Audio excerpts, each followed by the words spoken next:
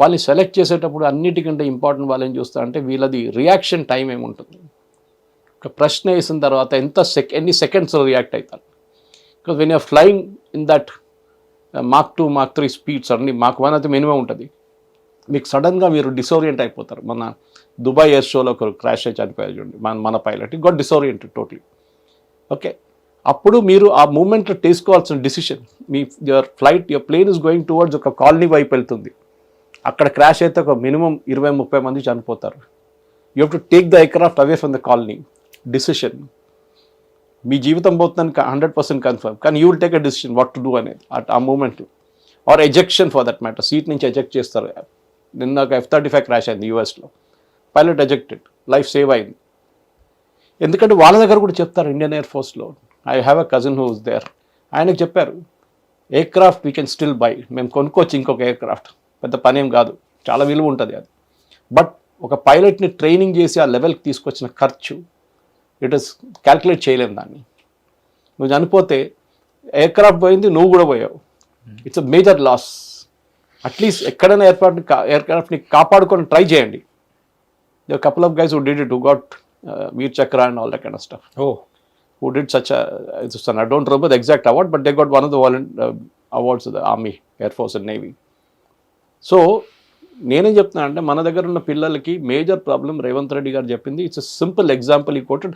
దాని తర్వాత ఆయన కూడా పాప అక్కడిక్కడ కరెక్షన్ చేయడం ట్రై చేసి, నేను అట్లా చెప్పలేదు, నేను ఇట్లా చెప్పలేదు, అందరి గురించి చెప్పలేదు అని చెప్పి.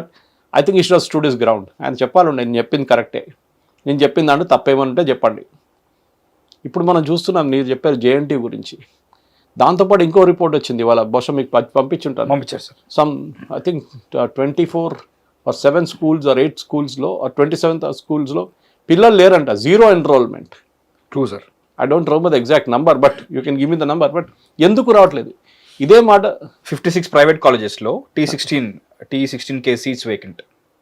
ఇన్ తెలంగాణలోని 56 ప్రైవేట్ కాలేజెస్లో 16,000 సీట్లు vacant, zero enrolment. Mancherial sir, ఒక్క అమ్మాయి కూడా రాలేదు ఆ కాలేజ్కి ఎన్రోల్ చేసుకోవడానికి. ఇది మన దగ్గర జరిగింది. రాజశేఖర్ రెడ్డి గారు టైం నుంచి మొదలైంది ఈ ఇంజనీరింగ్ కాలేజ్ ఒక ఏం చెప్తారు క్రేజ్ ఒకటి. ఎందుకంటే ఫీజు రియంబర్స్మెంట్ అనే కాన్సెప్ట్ తీసుకొచ్చారు Rajasekhar Reddy garu. It is a good concept, this no doubt about it. కానీ ఇప్పుడు చూడండి, ఫీజు రియంబర్స్ లేదు, గవర్నమెంట్ దగ్గర డబ్బులు లేవు.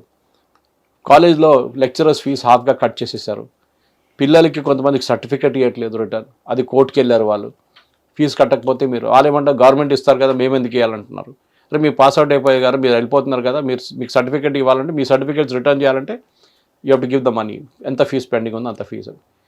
ఇది ఎందుకు నేను చెప్పాను, ఎన్నోసార్లు చెప్పాను. కొంతమంది తెలిసిన మా పని మనిషి కొడుకు వచ్చి ఒకసారి చెప్పింది, ఎందుకు వెళ్తున్నారా ఇంజనీరింగ్ అని అడిగాను నేను. సార్ ఫీజు రియంబర్స్మెంట్ ఉంది సార్ అని. చదువుకోవడం కాదు, ఫీజు రియంబర్స్మెంట్ ఉంది, సో దానికోసం నేను చదువుకుంటాను. అతని ఉద్దేశం కూడా అతని పావర్టీ అయి ఉండొచ్చు, లేకపోతే అతని ఫైనాన్షియల్ సిచ్యువేషన్ అయి ఉండొచ్చు. పేరెంట్స్కి భారం అవ్వను, నా చేతిలో డిగ్రీ ఉంటుంది, ఏదైతే are you good enough for. Exactly, మన డిస్కషన్ కూడా అది. ఇప్పుడు మీరు అక్కడ దాకా వచ్చి నీకు దాని తర్వాత ఏం ఉద్యోగం వస్తుంది? బికాజ్ ఇంగ్లీష్లో ఫ్లూయెంట్ లేడు, ఈ చెప్పినట్టు ఒక సెంటెన్స్ రాయలేడు. ఇది ప్రాబ్లం అక్కడ. సో యు ఆర్ ఎంకరేజింగ్, ఏం చెప్తారు, ఒక quality not quantity. Quality encourage చేయాలి మనం క్వాంటిటీ ఎంకరేజ్ చేస్తున్నాం. లక్షలాది మంది వస్తున్నారు, దాని బదులు మీరు 20,000 మందిని రిక్రూట్ పెట్టండి, కోర్సెస్ పెట్టండి, ఏం డిమాండ్ ఉంటుంది చూడండి. ఐ థింక్ బహుశా మీకు ఒక ఎగ్జాంపుల్ ఇచ్చాను దీనికన్నా ముందు, how quality matters not quantity అనేది. మన చార్టర్డ్ అకౌంటెంట్స్ ఎగ్జామ్ ఉంది ICWA, దాంట్లో నాకు గుర్తులే, మీ ఛానల్ ఎక్కడ చెప్పాను, ఇంకో ఛానల్ చెప్పారు కదా, లిమిటెడ్ సీట్స్ ఉంటాయి based on the industry demand. అందరిని పాస్ చేయరు. Same with company secretaries, nobody should be unemployed, వాళ్ళ రూల్ అది. పాస్ అవుతున్న వాళ్ళు anyway will best the best, కానీ దాంతోపాటు వాళ్ళు ఎవరిని ఉద్యోగం లేకుండా రోడ్డు మీద తిరగకూడదు, అది వాళ్ళ కాన్సెప్ట్. మన దగ్గర ఏమైపోయింది, ఇప్పుడు మీరు చెప్పారు చూడండి, ఇన్ని కాలేజెస్లో అసలు జీరో అడ్మిషన్. రేవంత్ రెడ్డి గారు మొన్న ఒక ఫ్యూ మంత్స్ అగో మన లాల్ బహదూర్ స్టేడియంలో అపాయింట్మెంట్ లెటర్స్ ఇష్యూ చేసుకుంటే ఆ పిల్లలకి, టీచర్స్కి, అంటే the youngsters who became teachers చెప్పారు, గవర్నమెంట్ స్కూల్స్కి పిల్లలు రావట్లేదు ఎందుకు అని. దాని తర్వాత ఆయన కూడా కొన్ని మోడల్ స్కూల్స్ లాంటి స్కూల్స్ అని స్టార్ట్ చేశారు, దాంట్లో మంచి ఇన్ఫ్రాస్ట్రక్చర్ క్రియేట్ చేశారు పిల్లలు. కానీ ద ఇమేజ్ ఏముంటుందంటే గవర్నమెంట్ స్కూల్లో చదువు చెప్పరు. Which is not correct. నేను కూడా గవర్నమెంట్ స్కూల్లో చదువుకున్నాను, కానీ ఆ టైంలో commitment of teachers was something else అనమాట. అప్పుడు ఫుల్ ఫ్లెష్ కమిట్మెంట్ ఉండే. మోడల్ స్కూల్లో ఆ టైంలో ద బెస్ట్ టీచర్స్ ఉండే. 2000 పిల్లల దాకా ఉండే, 2500. ఇప్పుడు మొన్న ఫోన్ చేసినప్పుడు అలుమ్నై మీటింగ్లో అడిగినప్పుడు 500 పిల్లలు కూడా లేరు. 2000 నుంచి 500 కూడా లేరు. అది కూడా గణనీయంగా పడిపోయింది. And that to coming from the lower strat of the society. No complaints, good. కానీ కొంతమంది దాంట్లో పిల్లలు నేను అడిగాను, ఎందుకు వస్తున్నావు అమ్మా అంటే మిడ్ డే మీల్స్కి వస్తున్నాను.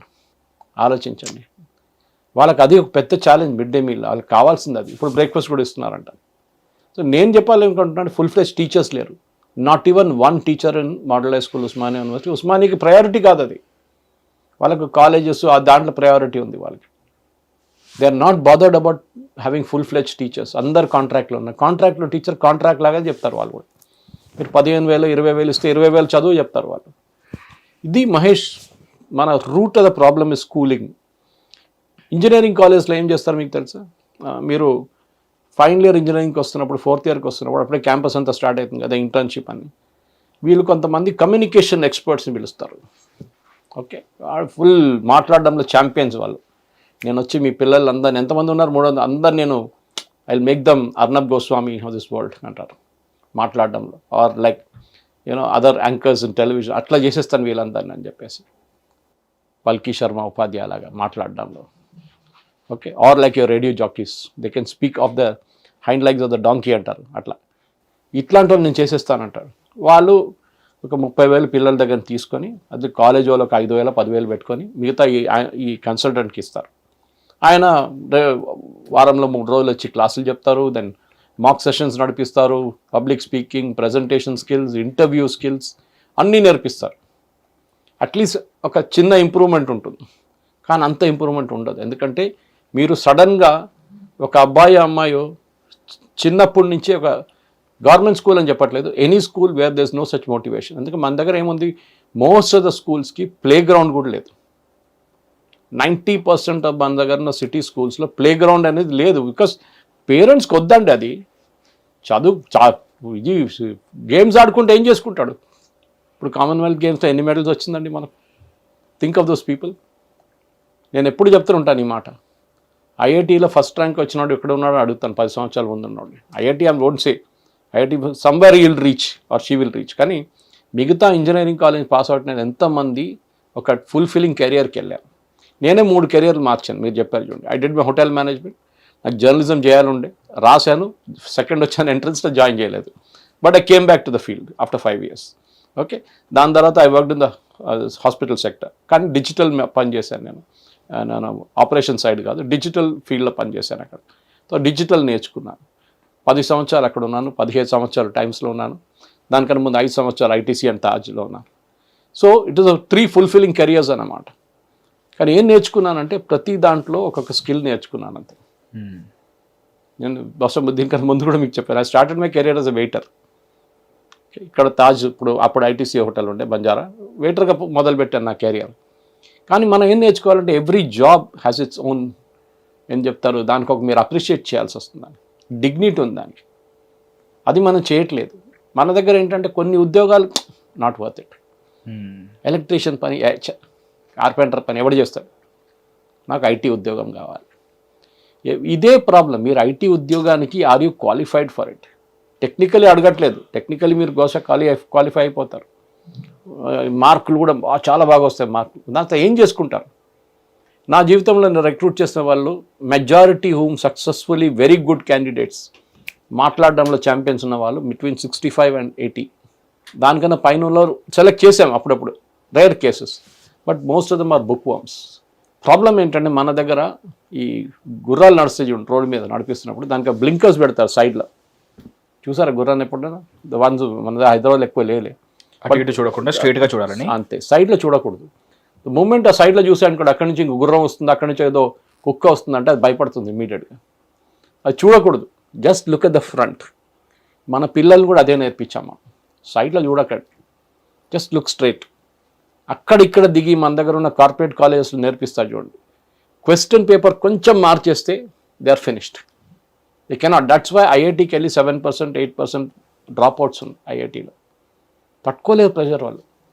It high, very high amount of pressure.